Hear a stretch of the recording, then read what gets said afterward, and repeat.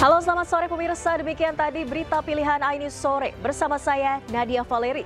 Kita awali iNews Sore dengan informasi ratusan warga dari 7 desa di Kecamatan Sosopan, Padang Lawas, Sumatera Utara berunjuk rasa menolak lahan pertanian warga dikelola perusahaan swasta. Aksi sempat memanas saat massa memblokade jalan dengan membakar ban bekas. Sambil kita menunggu kedatangan dari Polres, mungkin baiklah kita dengarkan. Ratusan warga dari 7 desa melakukan aksi unjuk rasa damai di Desa Binanya Tolu, Huta Bargot Siundol, Kecamatan Sosopan, Sumatera Utara, Selasa siang. Massa menolak lahan pertanian dikuasai dan dikelola oleh perusahaan swasta, bekerja sama dengan anggota kelompok tani Gapoktan Bukit Mas. Aksi sempat memanas saat massa memblokade jalan lintas Sumatera dengan membakar ban bekas di tengah jalan sebagai bentuk protes. Dalam orasinya, massa meminta kepada pemerintah agar membubarkan kelompok tani Gapoktan Bukit Mas yang dinilai pendiriannya tidak berdasarkan hasil musyawarah masyarakat dan tanpa persetujuan pemilik nama. Nama saya terdaftar di Gapoktan Bukit Mas tanpa sepengetahuan saya, dan saya tidak pernah mengajukan permohonan kepada Gapoktan Bukit Mas atas lahan saya di daerah Bukit Mas. Aksi unjuk rasa mendapatkan pengawalan ketat dari aparat TNI dan Polri, dan suasana berangsur kondusif setelah petugas kepolisian mendatangi massa dan menyarankan untuk menempuh jalur musyawarah dengan pihak Gapoktan dan perusahaan swasta terkait. Dari Kabupaten Padang Lawas, Sumatera Utara, Warsono, iNews melaporkan. Kita ke informasi selanjutnya pemirsa. Setelah ditangkap dengan dugaan penyalahgunaan narkoba, artis Fachri Albar menjalani tes kesehatan di Polres Metro Jakarta Barat. Hasil tes kesehatan menunjukkan Fachri Albar positif mengonsumsi beberapa jenis narkotika.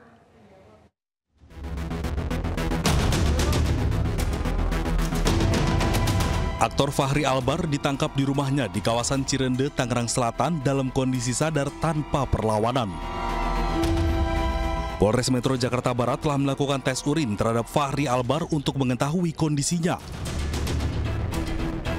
Hasilnya, Fachri positif mengonsumsi lebih dari 1 jenis narkotika.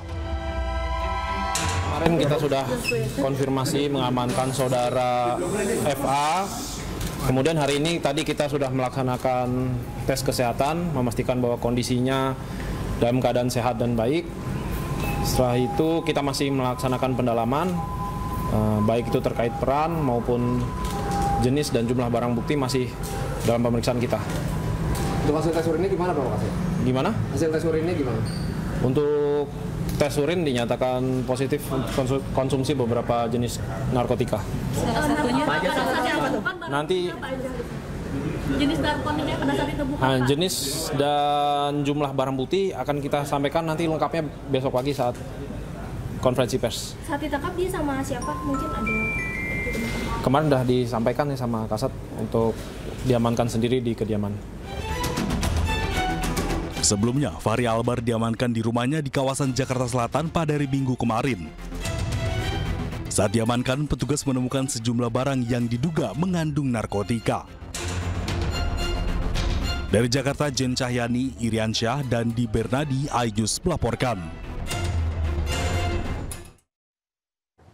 Sebelumnya saat menangkap selebritas Fachri Albar pada Minggu malam, polisi juga menggeledah kamar Fachri. Hasilnya polisi menemukan narkoba yang disembunyikan di bawah kasur.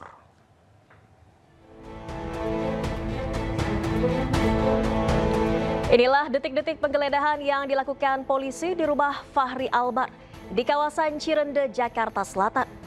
Petugas menggeledah kamar ini disaksikan langsung oleh Fachri Albar. Fachri menunjukkan tempat penyimpanan sejumlah narkoba di bawah kasur. Petugas berhasil menemukan sejumlah barang bukti narkoba dan langsung diamankan.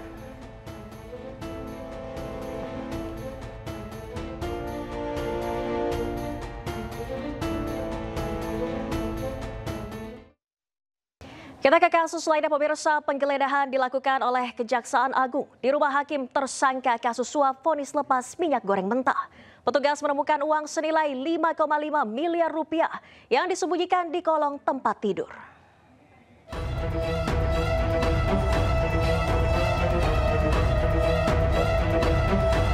Kejaksaan Agung menggeledah rumah Hakim Ali Muhtarom tersangka kasus dugaan suap vonis lepas korupsi minyak goreng. Penggeledahan itu dilakukan di rumah Ali di Jepara, Jawa Tengah. Dalam penggeledahan itu, tim khusus pemberantasan korupsi Kejagung menemukan koper hitam berisi uang senilai 5,5 miliar rupiah.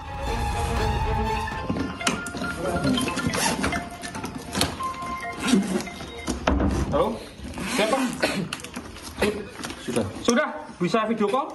Ini udah saya buka. Udah dapat, udah. Video call bisa? Video call rekam sudah, Pak. Ini sudah direkam juga, Pak. Sudah direkam semua. Ini barang buktinya. Udah dapat ya? Dapat. Buka apa itu nanti di. Koper itu disembunyikan di kolong tempat tidur terbungkus kardus. Uang dalam koper itu ditemukan dalam pecahan mata uang dolar sebanyak 3.600 lembar yang terbungkus plastik dengan rapi.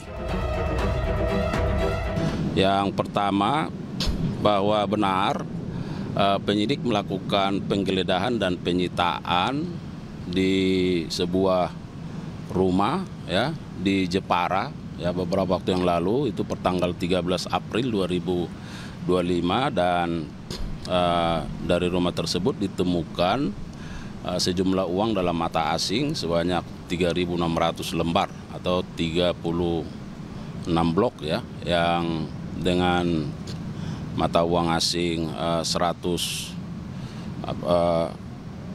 USD ya. Jadi kalau kita setarakan di kisaran 5,5 M ya.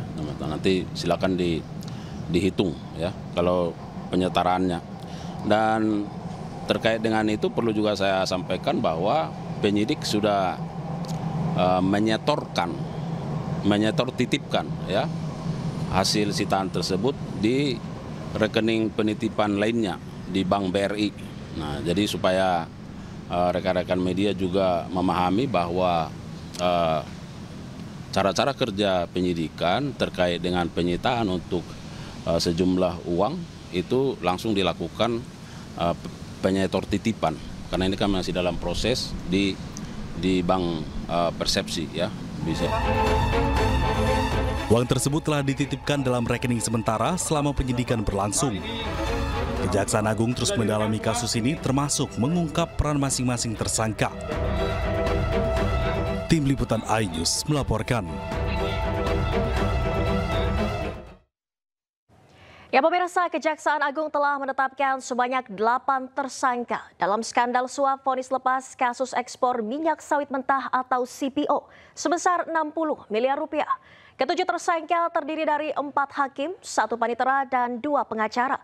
Sementara 1 tersangka lain merupakan Social Security Legal Wilmar Group.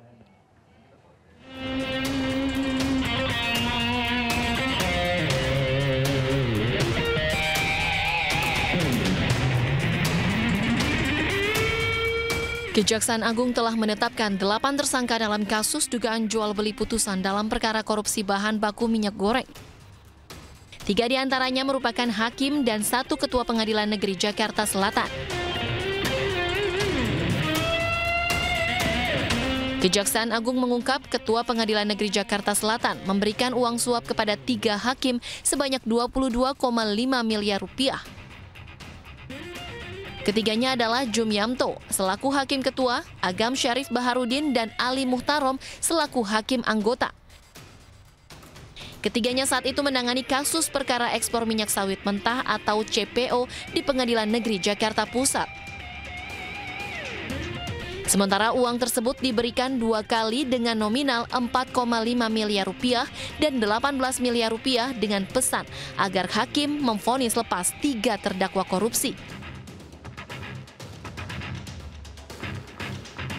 Pemberian suap ini terkait pengurusan perkara pemberian fasilitas ekspor minyak sawit mentah atau CPO dan turunannya yang menyeret 3 korporasi besar antara Januari 2022 sampai Maret 2022 agar majelis hakim yang mengadili memberi putusan perkaranya tak terbukti dan dapat lepas dari tuntutan hukum. Selain itu, sejumlah mobil mewah disita pihak Kejagung sebagai barang bukti. Mobil mewah tersebut merupakan milik para pengacara yang diduga berperan sebagai pemberi suap dalam kasus ini. Ada pula 21 motor dan juga 7 sepeda yang ikut disita.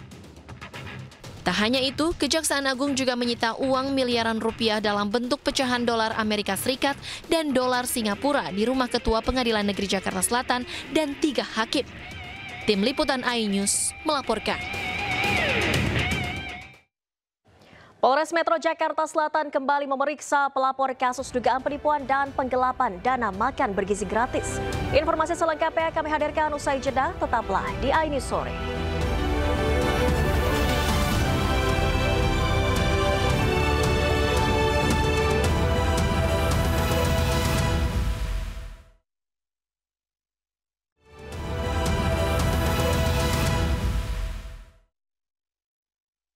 Terima kasih Anda masih di iNews Sore. Pemirsa, polemik ijazah Presiden ke-7 RI Joko Widodo terus berlanjut karena sudah menjadi fitnah dan pencemaran nama baik dirinya. Mantan orang nomor 1 Republik Indonesia tersebut akan menempuh jalur hukum.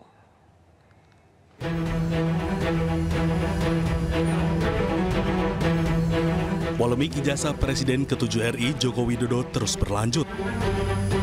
Mantan orang nomor 1 Republik Indonesia tersebut akan menempuh jalur hukum karena sudah menjadi fitnah dan pencemaran nama baik bagi dirinya. Joko Widodo menyebut dirinya siap menunjukkan ijazah asli jika diminta hakim pengadilan dalam persidangan. Joko Widodo menyebut seluruh permasalahan ijazahnya telah diserahkan kepada tim kuasa hukumnya dan tinggal menunggu langkah-langkah berikutnya.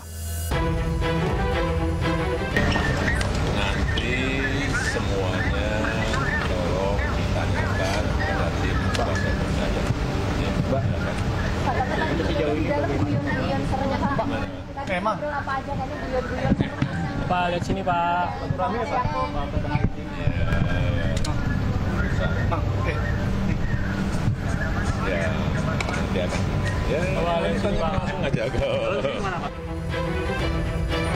Meski demikian, menurut kuasa hukum Joko Widodo, Yakub Hasibuan, Joko Widodo belum memberikan instruksi secara langsung kapan akan melayangkan tuntutan, meski nama-nama calon terlapor sudah diberikan kepada Joko Widodo. Ya, jadi sementara ini memang sudah ada 4 orang yang kami lengkapi semua dokumen dan bukti-buktinya. Kapan dugaan tindak pidana dilakukan, di mana dugaan tindak pidana dilakukan, dengan metode apa dugaan tindak pidana dilakukan, dan sebagainya. Namun untuk nama-nama tersebut belum dapat kami sampaikan sekarang. Tentunya ini masih menunggu kembali lagi konfirmasi akhir dari Pak Jokowi seperti apa. Namun jika nanti kami dapat arahan dari Bapak untuk melanjutkan langkah hukum ini, tentunya kami akan sampaikan. Jokowi menambahkan bahwa pihak-pihak yang menuntut dirinya tidak berwenang mengatur dirinya terkait penunjukan ijazah aslinya. Tim Liputan iNews melaporkan. Pemirsa, pengamat telematika Roy Suryo mengatakan ijazah Presiden ke-7 RI Joko Widodo yang viral di media sosial palsu. Sementara itu, Ketua Umum Solidaritas Merah Putih Sylvester Matutina menyebut pernyataan Roy Suryo terlalu dini dan patut dipertanyakan. Berikut cuplikan program Rakyat Bersuara yang dipandu Aiman Wicaksono. Siapa yang bikin pemalsuan ini? Nah, itu nanti yang harus dibuktikan. Udah ada buktinya. Lah ya, itu yang harus dibuktikan. Anda mengurai ini semua. Gini. Siapa yang memalsukan ini? Itu nanti harus ketemu. Harus ketemu, betul. Tapi yang jelas ijazah ini tidak benar. Anda harus ngomong bahwa ini ijazah nggak benar atau palsu. Iya. Harus sudah membuktikan. Iya. Secara teknis kan? Benar-benar laboratorium forensik atau putusan pengadilan. Kalau ini, siapa yang bikin pemalsuan ini? Ya udah. Nah, kalau Anda udah bisa jawab itu, baru Anda bisa koar-koar. Setuju. Kalau yang ini jelas, belum tentu. Yang jelas ini yang bilang masih yang jelas sangat dini sekali. Oke. Ya, dasarnya jangan katanya mungkin katanya. Bukan katanya, mungkin, ini kan begitu. ini sampaikan katanya. Gini. Gitu loh, katanya. Yang jelas gini, Mas. Terus pembuktiannya dilempar ke pihak lain. Jadi gini ya. Bukan pihak lain, saya juga membuktikan. Anda yakin menuduh ini palsu ya? Anda yakin? Oh iya, karena dengar Pak pengacara. Karena gini. Dia yang menuduh palsu nih. Udah kita bisa jerat dia nih sekarang ini. Boleh. Banyak kan masyarakat mengatakan bahwa ini adalah informasi keterbukaan publik ya. Semuanya mengatakan bahwa kenapa sih nggak dibuka. Tapi kita harus ingat bahwa sebenarnya informasi keterbukaan publik ini khususnya mengenai pribadi termasuk yang pendidikan itu dikecualikan. Salah lagi nih. Loh. Salah. Ya, ini merujuk pada pasal 17 huruf H. Iya. Angka 5 Undang-Undang Nomor 14 Tahun 2008 ada tentang pendidikan nilai. Keterbukaan informasi publik. Satuan pendidikan formal seseorang adalah salah bentuk informasi yang dikecualikan. Betul. Di situ udahlah, Mas. Akademiknya ya, adalah nilai. Udahlah, kalau dalam hal lain bolehlah Mas, tapi kalau dalam hal hukum mungkin kita ini kebetulan saya ngawal. Ya. Kebetulan kami semua di Komisi 1 DPR mengawal itu, Mas. Ya, ini kan bunyi undang-undang, bukan karangan saya. Betul. Dikecualikan itu nilai oleh kerahasiaan. Nilai rekam medis itu kecuali. Kalau Mas, itu pun di KPU pun semuanya ini KPU pun melakukan tafsirnya beda-beda. Tafsirnya beda. Ya nafsir sendiri ya repot. Bukan dong, KPU dong.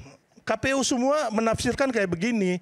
Ini Roy Suryo yang menafsirkan sendiri. Oh bukan saya. Oke. Lah kalau saya mendengar penjelasan Profesor tadi, apalagi Pak Sylvester, saya sangat menyesalkan. Masa mau melaporkan soal keasli tidaknya ijazah tapi belum pernah memastikan sendiri.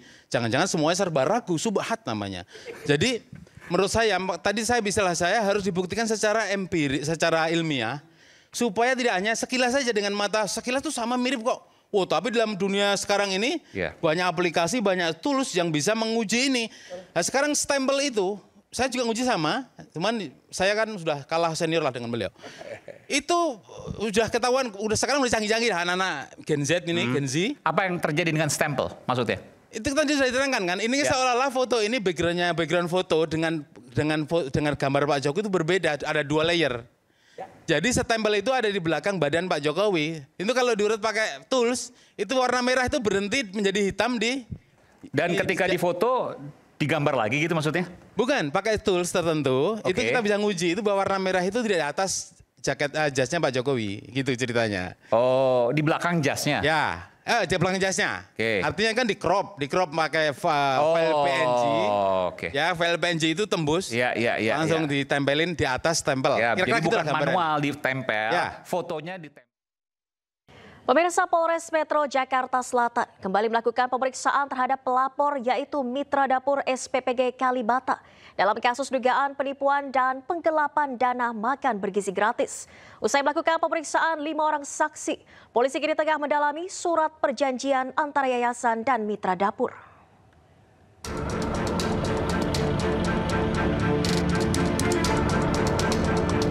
Polres Metro Jakarta Selatan kembali melakukan pemeriksaan terhadap pelapor kasus dugaan penipuan dan penggelapan dana makan bergizi gratis yaitu Mitra Dapur SPPG Kalibata.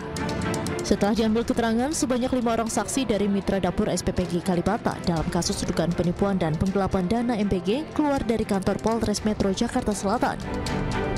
Pemeriksaan dilakukan terhadap pelapor, bagian administrasi, dapur operasional, dan orang yang mengetahui perjanjian antara yayasan dan korban.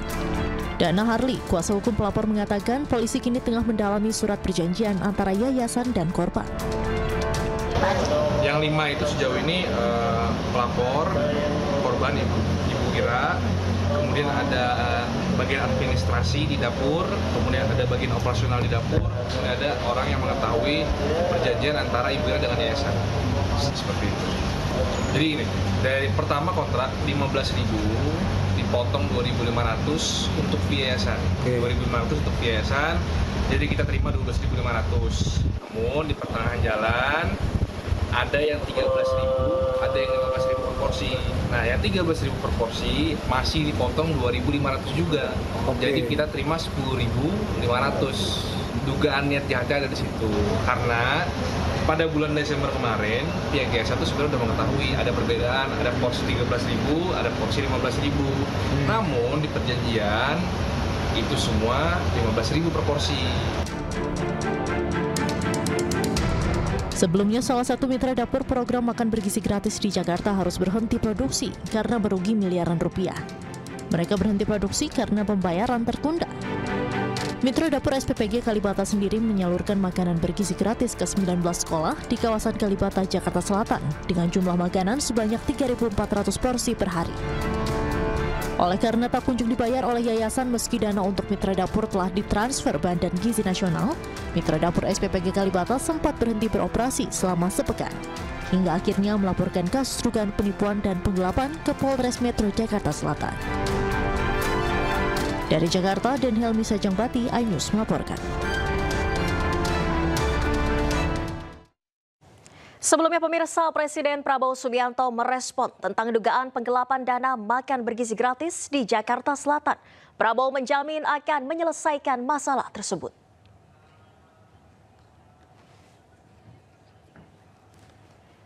Prabowo Subianto mengaku belum mendapat laporan terkait masalah ini. Namun ia menjamin untuk mengurus dan menyelesaikan masalah tersebut. Presiden juga menegaskan akan menjaga setiap rupiah uang rakyat agar tidak disalahgunakan. Hal ini disampaikan oleh Prabowo usai menerima tamu negara di Istana Kepresidenan Jakarta. Saya bukan.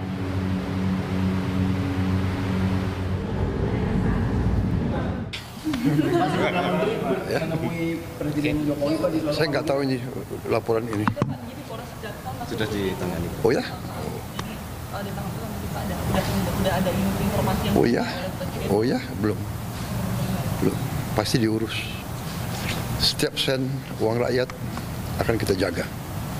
Ya. Terima kasih, Pak. Sementara itu pemirsa, Presiden Prabowo Subianto juga menyindir sosok profesor yang disebut kerap mengkritisi program makan bergizi gratis. Padahal Prabowo menegaskan program ini diinisiasi agar tak ada anak Indonesia yang kelaparan dan kurang gizi. Kita memberi program makan bergizi, ada yang menentang, ada yang nyinyir, dan yang nyinyir kagetnya tuh ya ada yang profesor nyinyir gitu. Tapi nggak apa-apalah, ya kan? Biar nanti profesor belajar dari Ustadz Adi Hidayat gitu. Jangan-jangan dia profesornya di ruangan. Nggak tahu belajarnya apa, tapi di ruangan. Kita mau yakinkan tidak ada anak Indonesia yang lapar. Kita mau yakinkan tidak ada anak Indonesia yang tidak tumbuh badannya karena kurang gizi. Yang jumlahnya itu cukup banyak.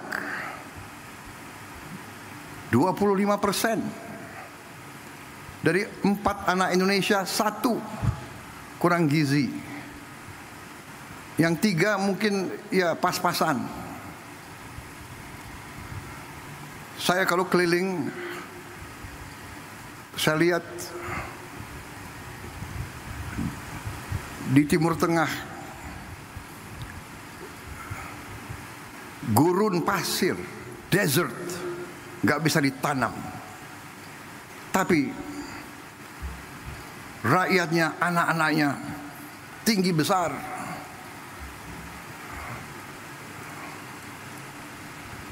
Pemimpin-pemimpinnya mikirkan. Lahan yang sulit mereka jaga, sumber air yang sulit mereka jaga.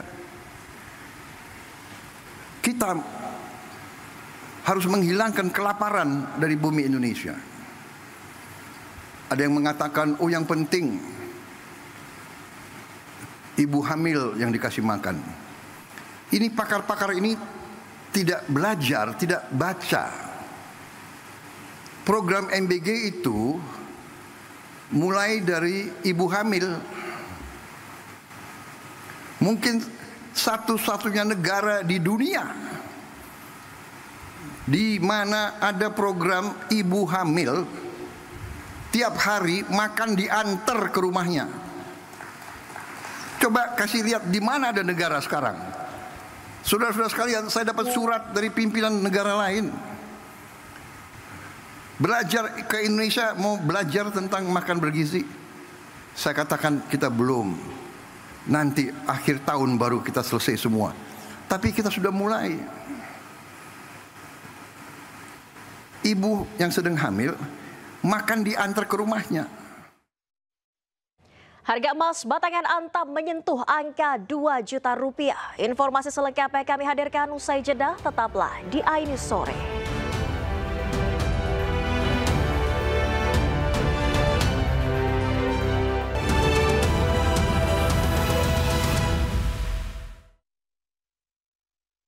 Pemirsa, harga emas batangan Antam menyentuh angka 2 juta rupiah. Masyarakat ramai datangi butik emas Antam untuk membeli logam mulia tersebut. Tak hanya emas batangan, emas perhiasan juga ramai diburu pembeli.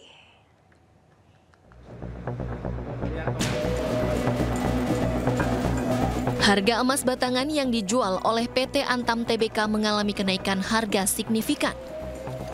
Harga emas batangan 24 karat pada Senin 21 April 2025 mengalami kenaikan sebesar Rp15.000 per gram menjadi Rp1.980.000 per gram. Pada hari Selasa 22 April 2025, harga emas batangan 24 karat kembali naik 2 kali lipat sebesar Rp59.000 per gram menjadi Rp2.039.000 per gram.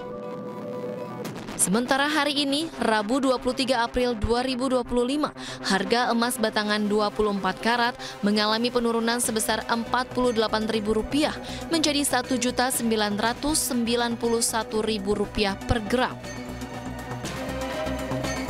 Meskipun mengalami kenaikan harga, masyarakat masih ramai membeli logam mulia tersebut.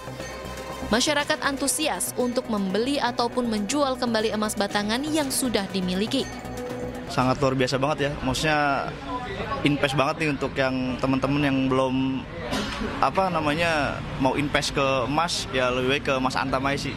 Semoga aja harga stabil ya, maksudnya terus meningkat dan harga jual pun stabil gitu, nggak turun banget gitu. Tak hanya emas batangan, emas dalam bentuk lain seperti cincin pernikahan juga ramai diburu pembeli meski kenaikan harga mencapai 50%. Keuntungan sih ada, tapi tipis. Ingin stabil seperti bulan-bulan lalu aja.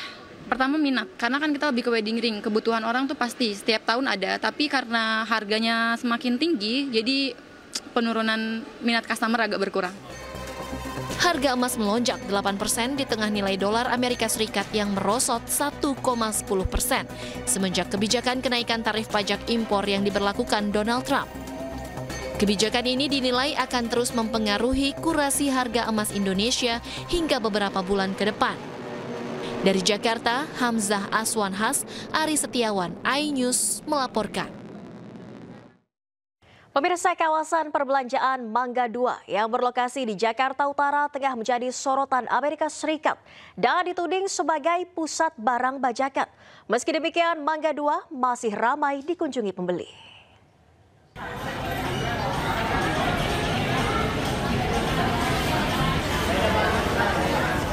Meski disorot sebagai salah satu pusat perdagangan barang bajakan oleh Amerika Serikat, pusat perbelanjaan Mangga 2 masih ramai dikunjungi pembeli. Tak sedikit warga datang ke Mangga 2 untuk membeli barang yang dijajakan seperti tas, baju, dan sepatu merek-merek ternama luar negeri dengan kisaran harga mulai dari puluhan ribu hingga ratusan ribu rupiah. Salah satu karyawan kios mengaku tak khawatir dengan tudingan Amerika Serikat. Pasalnya, hingga kini masih banyak pembeli yang berbelanja di Mangga 2. Pas ini masih banyak ya? Masih. Rata-rata orang-orang Cina ya kesini. Rata-rata mayoritas orang Cina kesini. Orang China sih. Sama orang-orang yang menengah ke bawah juga kesini nggak sih, Mbak? Ada. Kadang lebaran kemarin juga ada. Enggak sih. Kalau aku sih karyawan nggak ada masalah aja ya. Kita kan di sini juga sama-sama nyari uang aja gitu. Kalau masalah barang-barang itu kan itu bos ya yang punya di sini, kita juga nggak tahu. Sebelumnya, pusat perbelanjaan Mangga 2 masuk dalam daftar hitam pemerintahan Amerika Serikat sebagai pusat penjualan barang palsu dan sarang bajakan.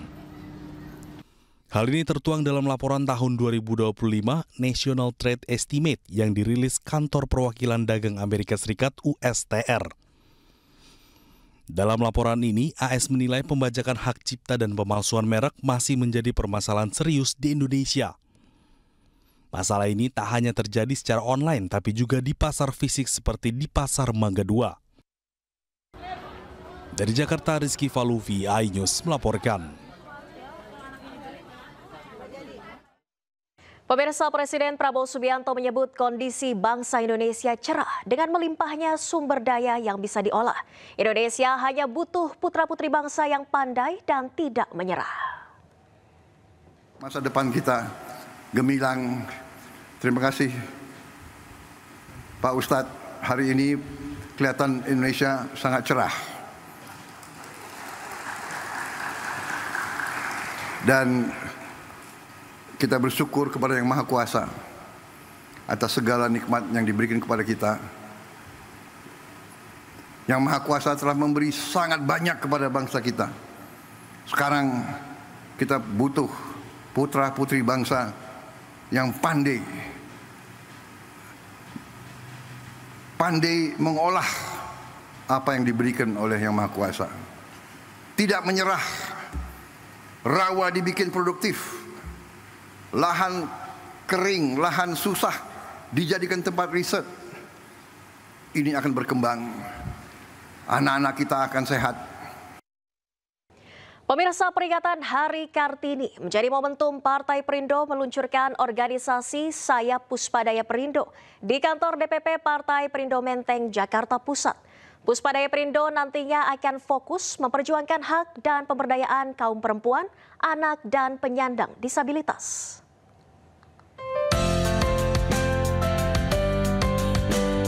Ketua Umum Partai Perindo, Angela Tanusudibio, bersama dengan Ketua Umum Kartini Perindo, Liliana Tanusudibio, melantik Ketua Umum Puspadaya Perindo, Sri Agustina Nadeak, beserta pengurus sayap Partai Puspadaya Perindo di kantor DPP Partai Perindo, Menteng, Jakarta Pusat. Organisasi sayap Partai Puspadaya Perindo dibentuk sebagai bukti keberpihakan Partai Perindo dalam melindungi, membela, dan memberdayakan kaum perempuan, anak, dan penyandang disabilitas. Saya harap semangatnya luar biasa untuk memberikan keberpihakan terhadap perempuan, anak, dan penyandang disabilitas. Bangun jaringan sampai ke daerah-daerah, karena menurut saya ini bukan permasalahan kota besar saja, tetapi di seluruh Indonesia. Iya, tentunya kita melihat bahwa Puspadaya ini adalah suatu pelayanan yang berbasis untuk memberikan keadilan gitu ya, memberikan pemberdayaan kepada perempuan, anak, dan disabilitas. Jadi melalui Puspadaya itu ternyata itu bisa kita hidupkan gitu, cita-cita itu. Puspadaya Perindo hadir untuk memberikan bantuan kepada masyarakat yang membutuhkan advokasi dan pendampingan hukum dalam kasus kekerasan perempuan dan anak. Kami hadir dari Puspa Perindo akan mendampingi dan akan terus hadir untuk melindungi khususnya bagi perempuan, anak, dan penyandang disabilitas yang merasakan kriminalisasi di masyarakat maupun mendapatkan kekerasan-kekerasan yang mungkin menjadikan mereka sebagai korban. Kehadiran Puspadaya Perindo diharapkan mampu menjadi pelindung bagi kaum perempuan, anak, dan kaum disabilitas dari maraknya berbagai kasus kekerasan yang kerap menimpa mereka. Tim Liputan iNews melaporkan.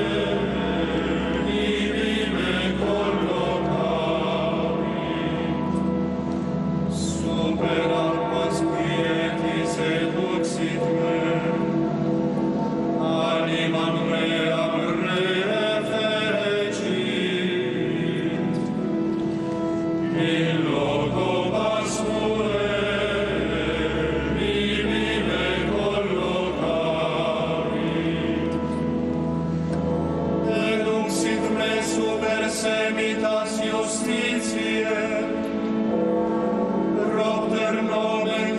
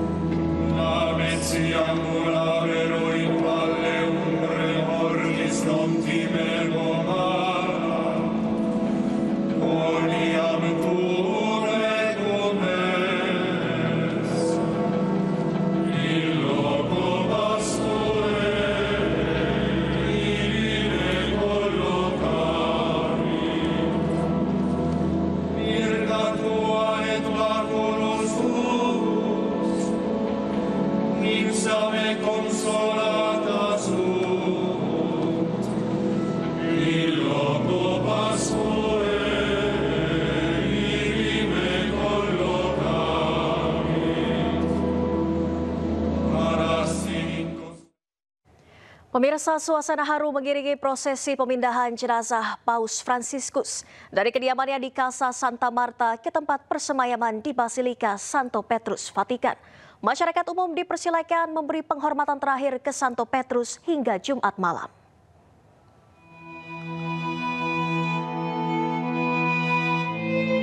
Jenazah Paus Fransiskus dipindahkan dari kediamannya di Casa Santa Marta ke Basilika Santo Petrus. Tempat beliau akan disemayamkan selama 3 hari. Prosesi pemindahan dilakukan pada Rabu pagi waktu setempat. Jenazah Paus Fransiskus terbaring dalam peti jenazah terbuka mengenakan jubah merah. Dengan tangan menggenggam rosario. Jenazah Sri Paus dikawal garda Swiss yang berjaga di kedua sisi peti jenazah. Pemindahan jenazah Paus Fransiskus dari kediamannya diiringi dengan misa, nyanyian, dan doa-doa. Proses pemindahan jenazah Paus Fransiskus dipimpin oleh Kardinal Kevin Farrell.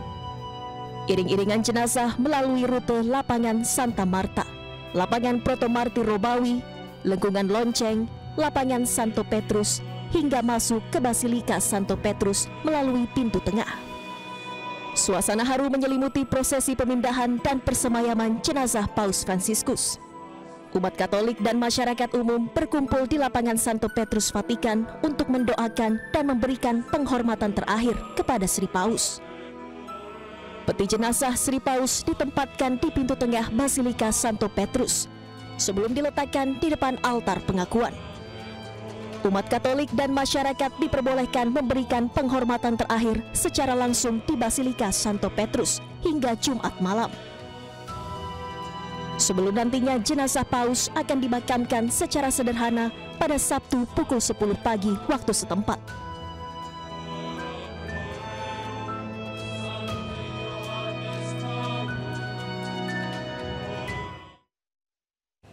Ya pemirsa, Paus Fransiskus melalui perjalanan panjang semasa hidupnya hingga menjadi pemimpin umat Katolik dunia di Vatikan. Berikut adalah informasi profil dan perjalanan Paus Fransiskus.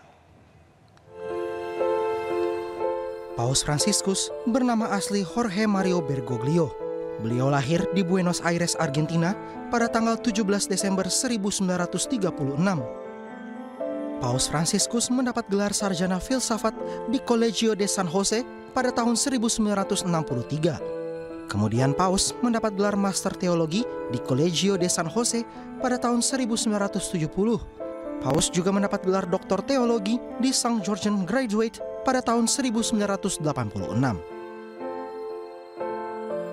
Beliau sempat mengajar sastra dan psikologi di Immaculate Conception College pada tahun 1964 hingga 1965. Setahun kemudian, Paus Fransiskus mengajar sastra dan psikologi di Colegio del Salvatore. Lalu pada tahun 1979 hingga 1985, Paus Fransiskus menjadi rektor dan pengajar teologi di Dolegio Maximo.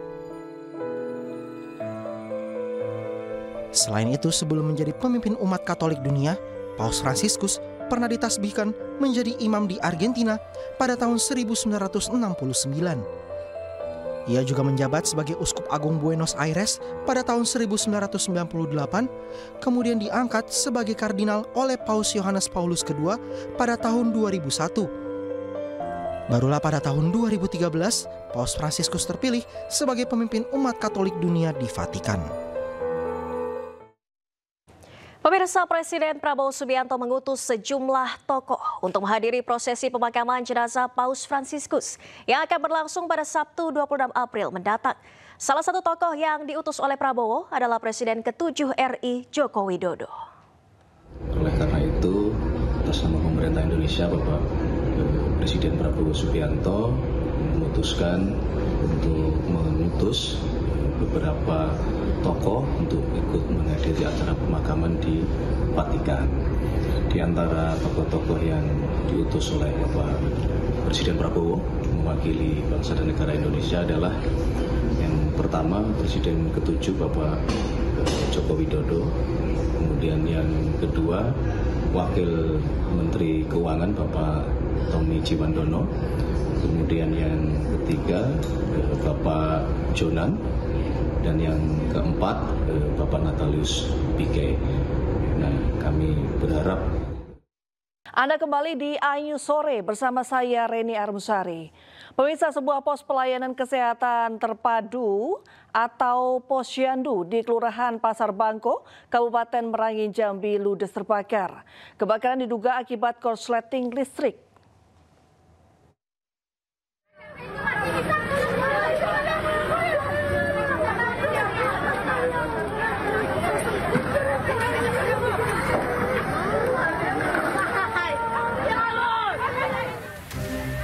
Sejumlah warga panik saat mengetahui kebakaran yang tiba-tiba membesar di sebuah rumah yang digunakan untuk pos pelayanan kesehatan terpadu atau posyandu di Kelurahan Pasar Bangko, Kabupaten Merangin. Selain mengamankan sejumlah barang, warga juga berusaha memadamkan api dengan alat seadanya sebelum mobil pemadam kebakaran tiba. Kebakaran tersebut setelah kami sampai di lokasi, api sudah membakar lebih dari 60% bangunan, sehingga bangunan yang terbakar tersebut sampai dengan akhir kejadian itu 90% terbakar. Berarti barang-barang yang dalam posyandu sendiri tidak bisa diselamatkan? Barang-barang yang di dalam posyandu mungkin ya ada bisa diselamatkan sebagian kecil. Api dapat dipadamkan 2 jam kemudian setelah petugas pemadam kebakaran diterjunkan ke lokasi. Sementara itu tidak ada korban dalam peristiwa ini karena saat kejadian posyandu dalam kondisi kosong. Dari Kabupaten Merangin, Jambi, Sarfandi, iNews melaporkan. Pemirsa, ratusan warga dari 7 desa di Kecamatan Sosopan, Padang.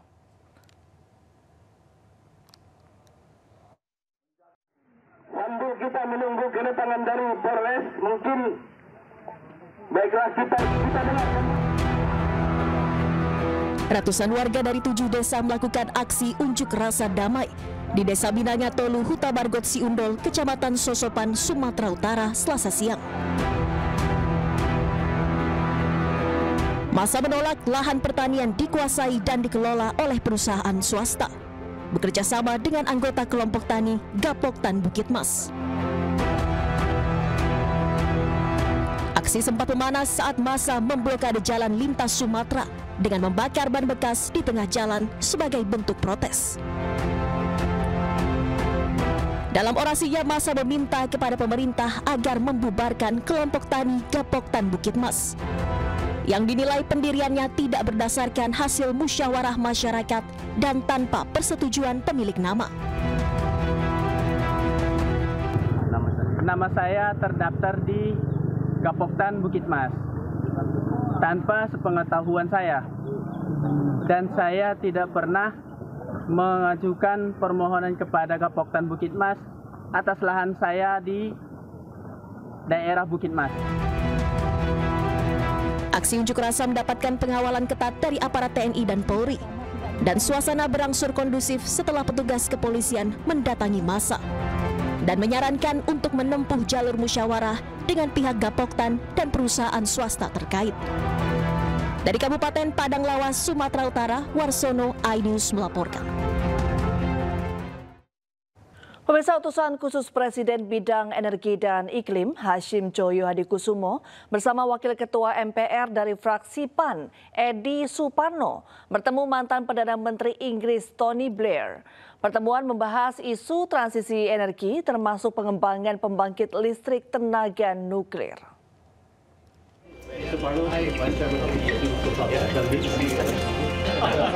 Pertemuan utusan khusus Presiden Bidang Energi dan Iklim Hashim Joyo Hadikusumo dan Wakil Ketua MPR Edi Suparno dengan mantan Perdana Menteri Inggris Tony Blair digelar di salah satu hotel di Jakarta pada Selasa 22 April. Selain membahas isu perubahan iklim dan artificial intelligence atau AI, pertemuan secara khusus membahas transisi energi terbarukan di Indonesia untuk 15 tahun mendatang, termasuk pengembangan pembangkit listrik tenaga nuklir. rencana pembangunan energi terbarukan kita, energi baru dan terbarukan untuk 15 tahun yang akan datang, dan di mana di dalamnya ada pengembangan energi nuklir. Dan dalam kesempatan itu Pak Tony Blair juga mengatakan bahwa di Inggris sudah dikembangkan teknologi di mana sekarang bisa dibangun pembangkit nuklir yang modular, yang relatif kecil 300 sampai 500 megawatt, yang memang cocok untuk negara seperti Indonesia, negara kepulauan seperti Indonesia. Jadi itu yang kita bahas, dan itu teknologi itu nanti akan diperkenalkan lebih lanjut lagi. Dan dalam hal ini ya kita nanti akan menunggu materi presentasi yang disampaikan oleh perusahaan yang dimaksud untuk bisa mengetahui lebih banyak lagi, lebih dalam lagi bagaimana teknologi nuklir bisa diadopsi di Indonesia ke depannya. Kendati demikian, di mana lokasi untuk pembangkit nuklir saat ini belum ditetapkan.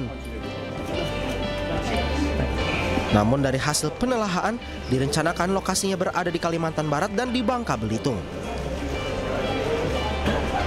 Dari Jakarta, Rizky Ikhwal, Sadu Santo Budi, iNews melaporkan.